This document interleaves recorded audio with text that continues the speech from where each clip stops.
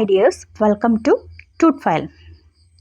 ഇന്ന് നമ്മൾ എടുക്കുന്ന ടോപ്പിക് എന്ന് പറയുന്നത് ന്യൂ ജനറേഷൻ ബാങ്ക്സ്. എന്തിനെ ബേസ് ചെയ്തിട്ടുള്ള ക്ലാസ്സാണ്? New generation banks. അപ്പോൾ എന്താണ് ന്യൂ ജനറേഷൻ ബാങ്ക്സ്?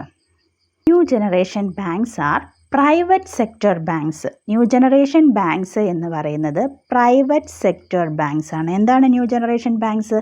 അത് പ്രൈവറ്റ് സെക്ടർ ബാങ്ക്സ് ആണ്. പ്രൈവറ്റ് സെക്ടർ ബാങ്ക്സ് ആണ് ലൈസൻസ് കൊടുത്തത് എപ്പോഴാണ്? 1990s മിഡിലിൽ ലൈസൻസ് കൊടുത്ത പ്രൈവറ്റ് സെക്ടേഴ്സ് ബാങ്ക്സ് ആണ്. അവർക്ക് ലൈസൻസ് കൊടുക്കാൻ വേണ്ടിയിട്ട് ഒരു കണ്ടീഷൻ ഉണ്ടായിരുന്നു. എല്ലാ ഓപ്പറേഷൻസും എങ്ങനെയായിരിക്കണം? ഓട്ടോമേറ്റഡ് ആയിരിക്കണം. ഓപ്പറേഷൻസ് എല്ലാം ഓട്ടോമേറ്റഡ് ആയിട്ടുള്ള പ്രൈവറ്റ് സെക്ടർ ബാങ്ക്സിന് 1990s മിഡിലിൽ ലൈസൻസ് കൊടുത്ത ബാങ്കുകളാണ് ന്യൂ ജനറേഷൻ ബാങ്ക്സ്. അപ്പോൾ എന്താണ് ന്യൂ ജനറേഷൻ ബാങ്ക്സ് എന്ന് പറയുന്നത്? New generation banks are private sector banks licence given at the middle of 1990 on the basis of a condition all their operations are automated. പിന്നെ എന്തിൻ്റെ ബേസിലാണ് ഇത് form ചെയ്തത്? Formed as the part of privatisation.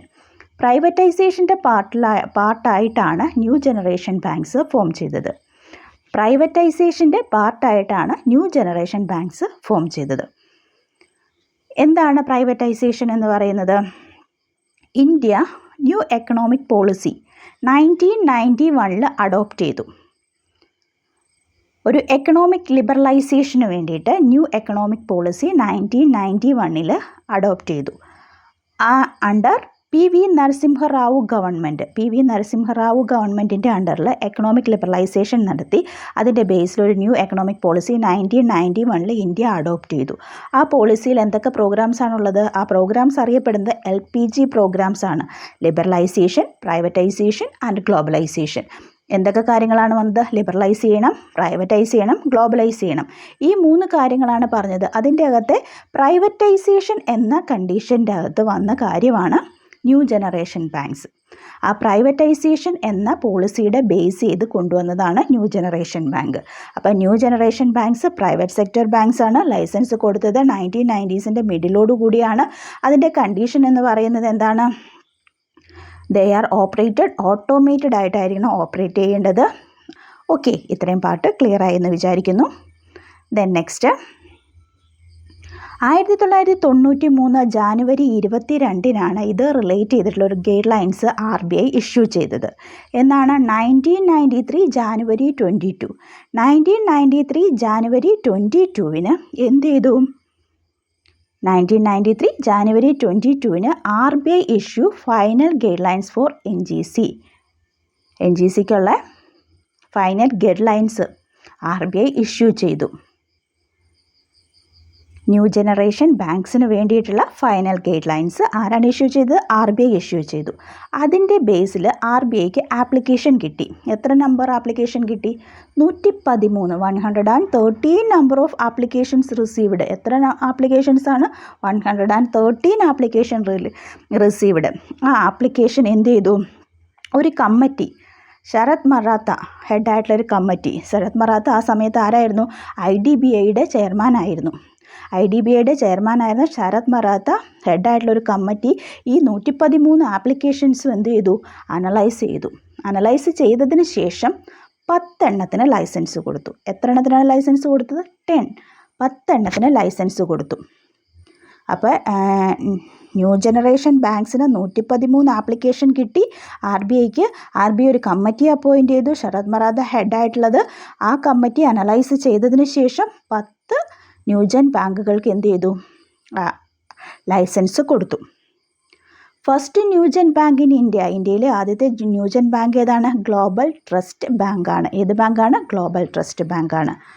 Global Trust bank എന്നാണ് form ചെയ്തത്? 21 October 1994 global Trust bank form ചെയ്തത്. എവിടെയാണ് അത് ഓപ്പറേഷൻ കമൻസ് ചെയ്തത്? സെക്കന്ദരാബാദിലാണ് അതിൻ്റെ ഓപ്പറേഷൻ കമൻസ് ചെയ്തത്. അതിൻ്റെ ഫൗണ്ടേഴ്സിൽ ഇൻക്ലൂഡ് ചെയ്യുന്നത് ആരൊക്കെയാണ്? രമേശ് ചെല്ലി, ശ്രീധർ സുഭാശ്രീ ആൻഡ് ജയന്ത് മധോബ്. ഇത്രയും അതിൻ്റെ ഫൗണ്ടേഴ്സാണ് ഈ 3 പേര്. അതിൻ്റെ അകത്ത് ഫസ്റ്റ് ചെയർമാനായിരുന്നു ആര്? രമേശ് ഗെല്ലി എന്ന് പറയുന്നത്. രമേശ് ഗെല്ലി ആയിരുന്നു അതിൻ്റെ ഫസ്റ്റ് ചെയർമാൻ. ഏതിൻ്റെ? ഗ്ലോബൽ ട്രസ്റ്റ് ബാങ്കിൻ്റെ ഫസ്റ്റ് ചെയർമാൻ എന്ന് പറയുന്നത്. അപ്പോൾ ഫസ്റ്റ് റൗണ്ടിൽ സെൻട്രൽ ബാങ്ക് ലൈസൻസ് കൊടുത്ത എത്ര ബാങ്കുകൾക്കാണ്? 10 പ്രൈവറ്റ് സെക്ടർ ബാങ്കുകൾക്കാണ് എന്ത് ചെയ്തത്? ലൈസൻസ് കൊടുത്തത്. എന്നാണ്? 1993-94 ഇടയിലായിട്ട്. ഓക്കെ, ആ 10 ബാങ്കുകൾ ഏതൊക്കെയാണെന്ന് നമുക്ക് നോക്കാം. ബാങ്കുകൾ ഏതൊക്കെയാണ്? Global Trust bank limited, ICICI bank, HDFC bank, UTA bank, bank of Punjab, IndusInd bank, centurion bank, IDBI bank, times bank, development credit bank limited. ഇത്രയുമാണ് 10 ബാങ്കുകൾ, ലൈസൻസ് കൊടുത്ത 10 ബാങ്കുകൾ. ദെൻ 2003-2004 അഡീഷണലായിട്ട് 2 ബാങ്കുകൾ കൂടി എന്ത് കൊടുത്തു? ലൈസൻസ് കൊടുത്തു. ന്യൂജൻ ബാങ്കുകളായ 2 ബാങ്കുകൾ കൂടെ 2003-2004 ലൈസൻസ് കൊടുത്തു. കൊഡാക് മഹീന്ദ്ര ബാങ്ക് ലിമിറ്റഡും യെസ് ബാങ്കുമാണ് ആ 2003-2004 ലൈസൻസ് കൊടുത്ത ബാങ്കുകൾ.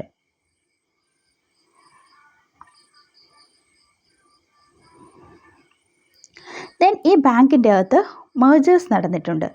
ടൈംസ് ബാങ്ക് മെർജ് ചെയ്ത് എവിടെയാണ്? HDFC ബാങ്കിൽ ടൈംസ് ബാങ്ക് മെർജ് ചെയ്തു. എന്ന ഫെബ്രുവരി 2000 ടൈംസ് ബാങ്ക് HDFC ബാങ്കിൽ മെർജ് ചെയ്തു.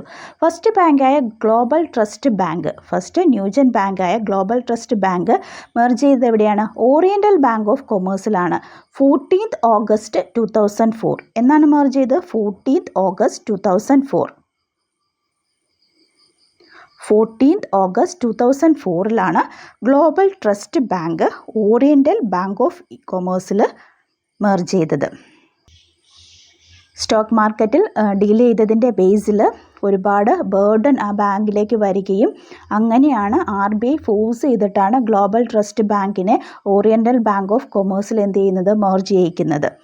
ദെൻ ഈ ഓറിയൻ്റൽ ബാങ്ക് പിന്നീട് പഞ്ചാബ് നാഷണൽ ബാങ്കിലാണ് മെർജ് ചെയ്തത്. ഇപ്പോൾ കറൻ്റ്ലി ഓറിയൻ്റൽ ബാങ്കും ഇല്ല, അതെവിടെ മെർജ് ചെയ്തു? പഞ്ചാബ് നാഷണൽ ബാങ്കിൽ മെർജ് ചെയ്തു. ദെൻ സെഞ്ചുറിയൻ ബാങ്ക് എവിടെയാണ് മെർജ് ചെയ്തത്? HDFC ബാങ്കിലാണ് സെഞ്ചുറിയൻ ബാങ്ക് മെർജ് ചെയ്തത്. ഓക്കെ, അപ്പോൾ ന്യൂജൻ ബാങ്കിനെ ബേസ് ചെയ്തിട്ടുള്ള ക്ലാസ് ക്ലിയർ ആയി എന്ന് വിചാരിക്കുന്നു. ടോപ്പിക്കുമായിട്ട് ബന്ധപ്പെട്ട് എന്തെങ്കിലും ഡൗട്ട് ഉണ്ടെങ്കിൽ മെസ്സേജ് ചെയ്യുക അല്ലെങ്കിൽ കമൻറ്റ് ചെയ്യുക. Okay, thank you.